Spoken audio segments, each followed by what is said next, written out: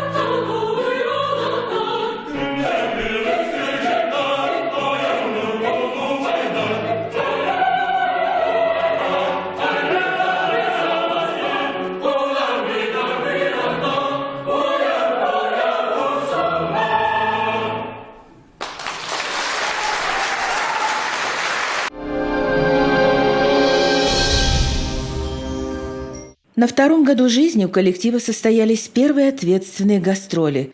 концерт в рамках Всероссийского фестиваля Невской хоровой ассамблеи, посвященного 540-летию капеллы Санкт-Петербурга. Слушатели, среди которых были музыкальные критики и ценители искусства, овациями приняли симфонический хор из далекой Якутии. Классику, песни разных народов симфонический хор из Северной Республики исполнил искрометно и с юмором.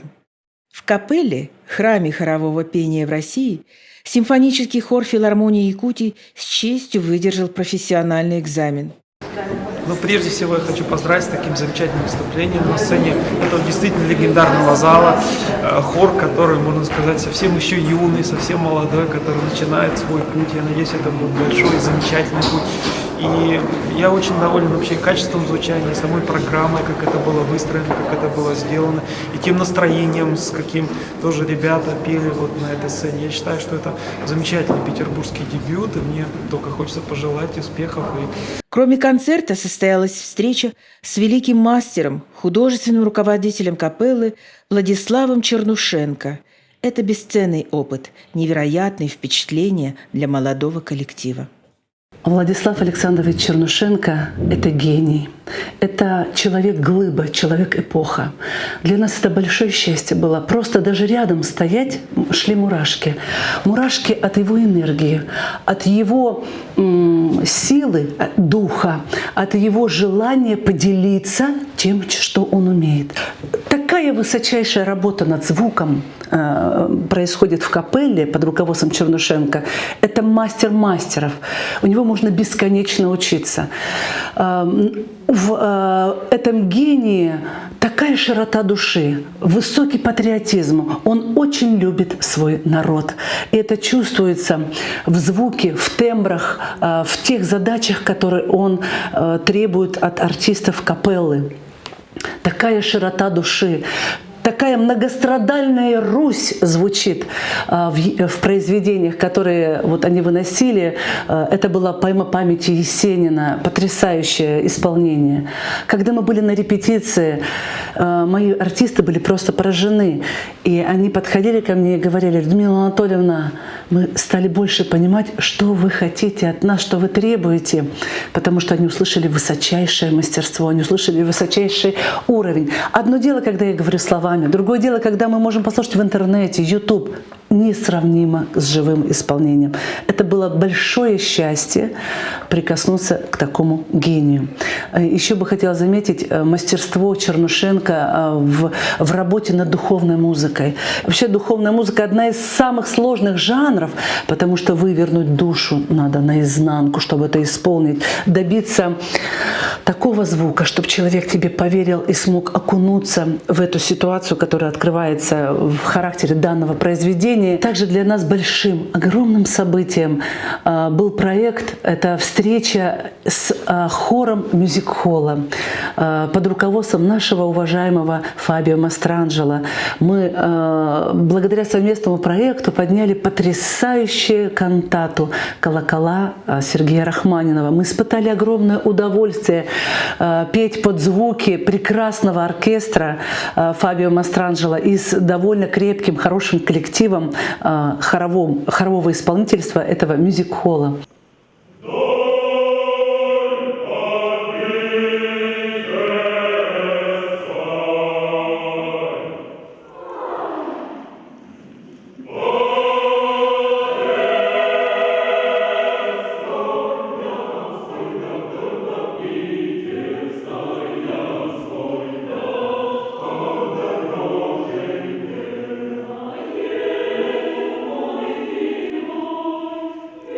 Will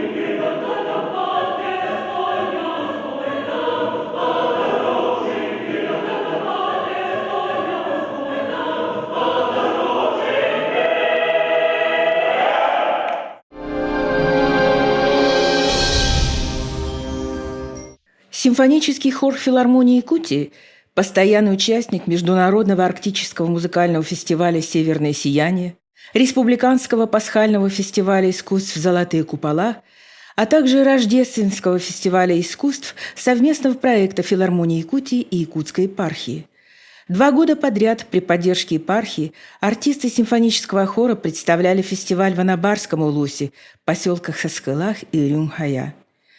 Симфонический хор вносит большой вклад в музыкально-просветительскую деятельность среди детей и юношества республики, активно участвует в культурной и общественной жизни родного края, выступает с концертами в школах города Якутска и пригорода, неоднократно выезжает на гастроли в Хангаласский, Намский, Мегино-Кангаласский, Алданский и Неренгринский районы.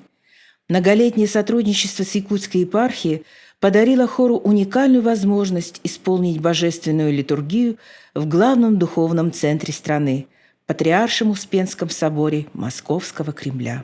Да, исполнение литургии в Успенском соборе Кремля – это особая честь, очень высокая ответственность.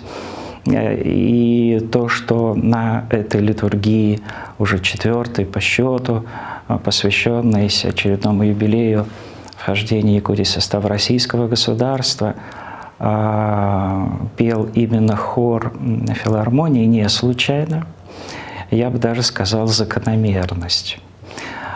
Поскольку хор филармонии за эти 5 лет уже сложился как прекрасный симфонический и даже, могу сказать, академический хор. И спустя 5 лет после своего создания хор, как мне видится, вполне естественно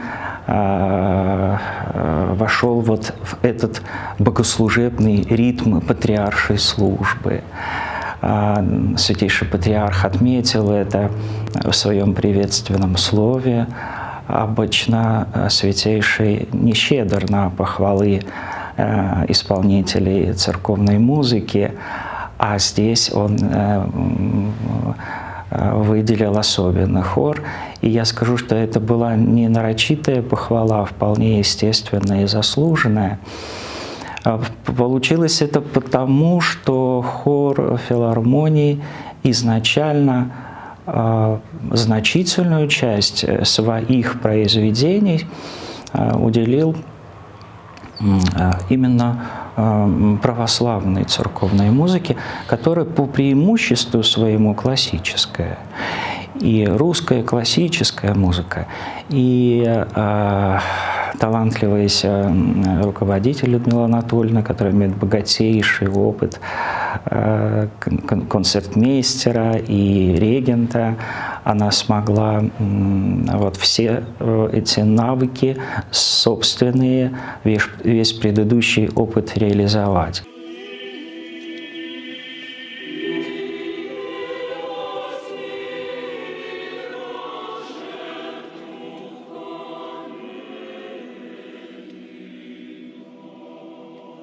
Благодать Господа нашего Иисуса Христа и любовь Бога и Отца и причастие Святаго Духа будет со всеми вами.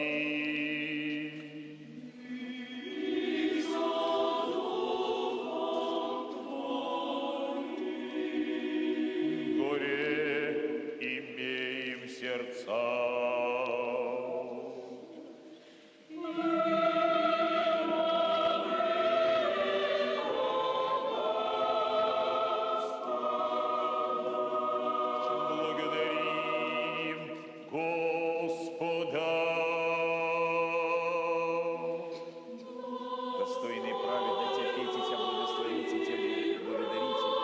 Поклоняйтесь на всяком месте, владычестве Твоего, и доведом имени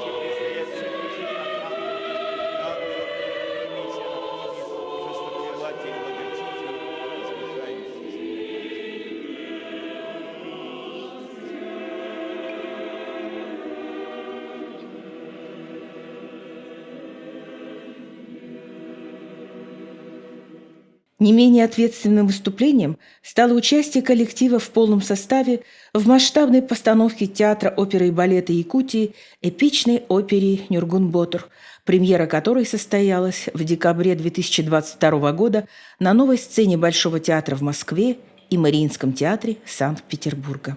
Мне запомнились вообще все концерты абсолютно, какие у нас там были, потому что это был настолько необычный опыт. Во-первых, и наше выступление на литургии в Успенском соборе, конечно, там, по-моему, 15 век, то есть оно стоит уже несколько веков, в нем венчались все императоры России. Настолько это все было впечатляюще. И потом, когда сама литургия уже началась, видеть патриарха, видеть священников всех, видеть лица людей, которые пришли туда, это было просто неоценимое впечатление. Ну и, конечно, сами по себе наши выступления и в Мариинке, и в Большом театре, это тоже очень дорого стоит. Побывать на этой сцене, где выступали величайшие звезды нашей российской оперы и зарубежной тоже, было просто потрясающе. Услышать акустику этих залов, почувствовать этот дух. Все запомнилось. У нас очень сплоченный, очень дружный коллектив. Мы на работу приходим как домой, как в семью. Тем более, если это любимая работа, и она доставляет истинное удовольствие, то всегда хочется вернуться, прийти и заняться любимым делом в творческой семье. Мы были поражены масштабностью проекта, его эпичностью. На сцене нас было почти 300 человек артистов. Это оркестр, хор, выдающиеся солисты. А еще за сценой работали огромное количество костюмеров, работников сцены, художников. Это все было настолько грандиозно, настолько красочно, красиво. Мы были впечатлены до глубины души и были очень рады, что мы часть всего этого.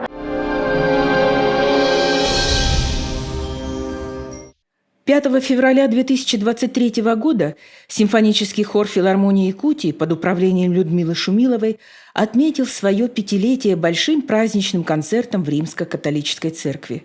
Богатая программа концерта показала новый уровень и возможности хора, его профессиональный рост.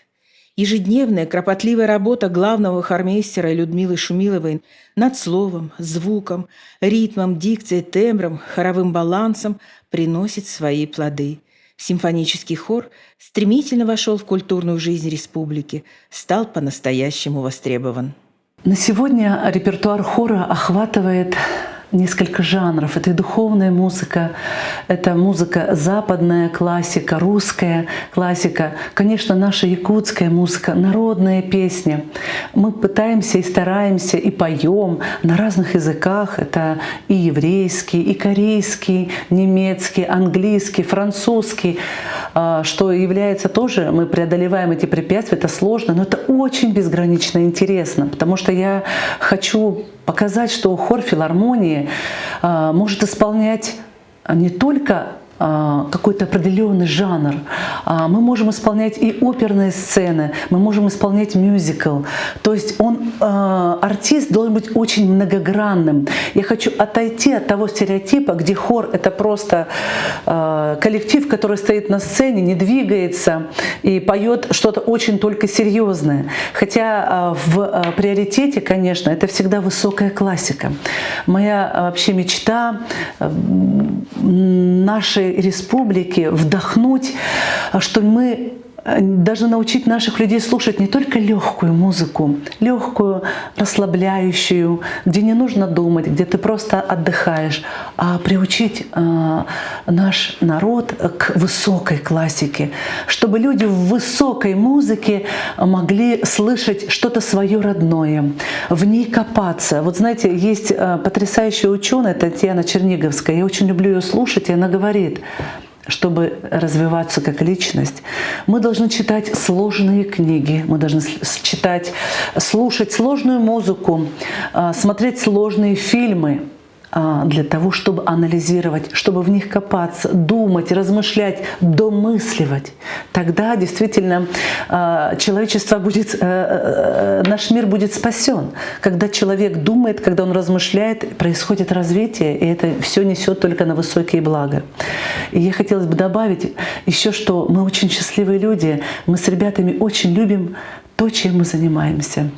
Нам очень нравится, это очень сложно, как, знаете, сейчас скажу в кавычках такое слово, копаться в гениях, в трудах высоких людей. Сейчас, допустим, мы работаем над концертом Рахманинова, мы работаем над духовной музыкой Великопостного концерта, и мы прибегаем к высоким композиторам далеких веков, которые ставили очень высокие задачи вокальные. И мы сейчас, живя уже в это время, пытаемся приблизиться к истории того времени через музыку. И поэтому наше любимое дело, пусть оно очень сложное, но оно очень счастливое. Симфонический хор – коллектив «Труженик», который в свой праздничный вечер заслуженно получил огромное количество восторженных аплодисментов, пожеланий и цветов.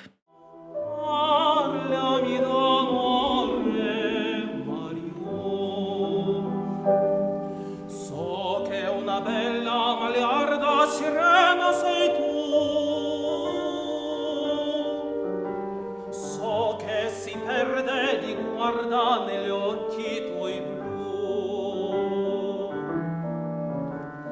ma che mi importa se il mondo si burla di me? Meglio nel gorgo profondo